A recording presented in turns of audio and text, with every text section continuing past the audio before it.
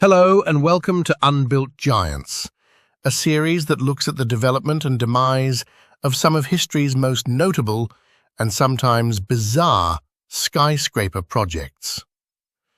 The Accra Twin Towers proposal was one of the most ambitious, unbuilt high-rise schemes ever announced for Accra. Conceived during a period when the Ghanaian capital was increasingly discussed as a future West African business and residential hub, the project aimed to introduce a dramatic, contemporary landmark into the city's skyline. Designed by the Lisbon-based practice Frederico Valsassina Arquitectos, the scheme proposed two striking towers, combining offices, housing, retail, leisure facilities, and extensive parking. Although it generated significant interest after publication in 2011, it ultimately remained a paper project and was never constructed. The background to the proposal lay in the rapid urban expansion of Accra in the late 2000s and early 2010s. As Ghana experienced sustained economic growth, increased foreign investment, and growing confidence after the commencement of commercial oil production, there was a wider sense that the capital city required larger commercial developments and more modern urban symbols.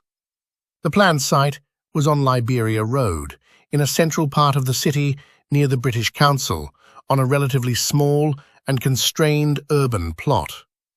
This location was considered strategically important because it stood within a busy district, had visibility along a major road axis, and benefited from outlooks towards the Gulf of Guinea. The architects argued that these conditions justified a building that would play an emblematic civic role, rather than merely filling the site with conventional mid-rise blocks. The design concept was highly sculptural and relied on the tension between mass and void. Rather than treating the scheme as two entirely separate towers from the outset, the architects began with the idea of a single 160-meter-high rectangular monolith occupying the maximum permitted volume of the site. From this theoretical solid, cubic masses were progressively removed from an inner corner, carving out a dramatic vertical gap and revealing two formally connected but functionally distinct towers. This subtraction process produced the characteristic profile of the scheme: two tall bodies leaning visually away from one another while still reading as a single composition. The void between them widened as the building rose, helping to reduce visual bulk and giving the towers a recognizable silhouette on the skyline. The architects emphasized that positive and negative space were equally important.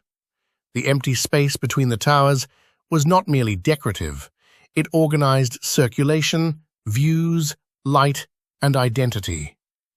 The carved void also extended into the lower levels, shaping the podium and creating sheltered public areas.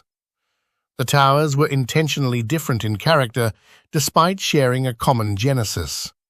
One tower was planned primarily for offices and was described as more organic in expression, while the residential tower was intended to feel more private and inward-looking, with layered internal spaces and varying apartment layouts. This contrast was meant to generate architectural tension and reinforce the idea of two complementary parts forming one whole. In specification terms, the development was planned as a 40-story mixed-use complex, rising to approximately 160 meters or around 525 feet to roof level. Had it been completed as designed, it would have ranked among the tallest buildings in Ghana and would have transformed the skyline of Accra. The building uses included offices, residential accommodation, shopping areas, parking, and recreational amenities. 3 floors of retail at the base were intended as an extension of existing street life, drawing pedestrians into an internal shopping gallery through 3 separate entrances. From this commercial podium, users would access the residential and office components via independent circulation cores, helping to separate public and private movement. A major feature of the scheme was the elevated recreation platform, positioned where the gap between the towers became widest. This level was planned to contain outdoor terraces, green areas, covered seating spaces, health club facilities, and swimming pools, including a prominent open-air pool suspended high above the ground. The architects described these leisure zones as the lungs of the project, intended to offset the density of the surrounding urban environment and improve quality of life for occupants.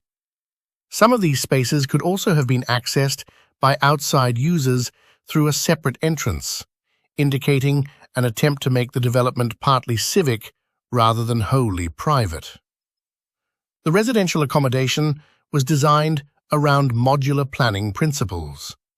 Apartments could be subdivided or combined into different sizes according to market demand during the construction and sales process, without altering the exterior appearance of the towers.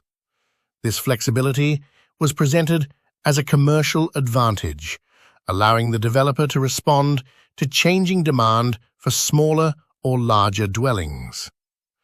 Within the residential floors, voids and open spaces were alternated to bring natural light deeper into units, introduce variety, and avoid the monotony often associated with repetitive tower floor layouts. The office floors were likewise conceived with flexible, modular occupation patterns.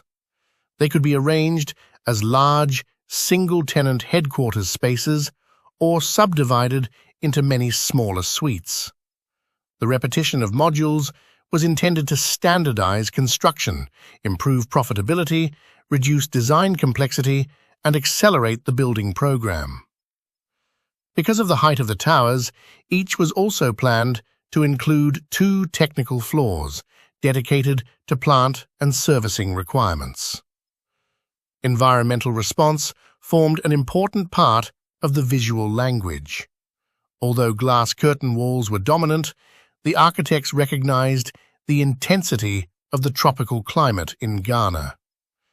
To mitigate heat gain and glare, an outer steel mesh screen was proposed in front of much of the glazing. This mesh would filter harsh sunlight, reflect radiation, and create shaded transitional zones between inside and outside. In the office tower, the glazing treatment varied in places to create visual surprise while still protecting interiors.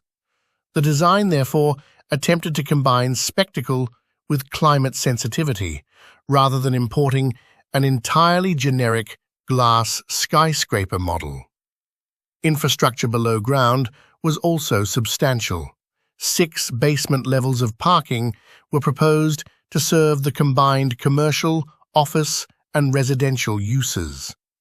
Vehicle access would be from the rear of the site via a shared ramp to the first basement level, after which separate ramps would divide traffic between the different user groups. Independent service and circulation systems were intended to maintain security and operational efficiency. Despite the publicity and optimism surrounding the concept, the Accra Twin Towers proposal was never built, and later came to be listed as cancelled. No single official public explanation appears to have been issued, but several likely factors can be identified. First, the scale and cost of a twin 160-meter skyscraper complex in the early 2000s would have required very substantial financing, difficult to secure in a market where ultra-tall mixed-use towers were still largely untested. Secondly, construction logistics, engineering complexity, and specialist materials for such a project would have posed major challenges. Thirdly, demand for premium office and luxury residential space may not have justified the risk at the time, especially outside more established global financial centers. Finally, changing economic conditions, shifting investor priorities, or land use considerations may have caused the scheme to stall before groundbreaking. As with many visionary developments, publication and design enthusiasm did not translate into a viable delivery structure. In retrospect, the Accra Twin Towers proposal remains an intriguing example of the bold architectural ambitions that accompanied Accra's rise in the early 21st century. Although never realized, it captured a moment when the city imagined a more dramatic, vertical future. Its combination of sculptural massing, climatic screening, mixed-use planning, and skyline symbolism ensured that it continued to be remembered as one of Ghana's most notable unbuilt skyscraper proposals. Thank you very much for watching this video. If you enjoyed it, please hit the like button and consider subscribing for more episodes coming soon. See you next time.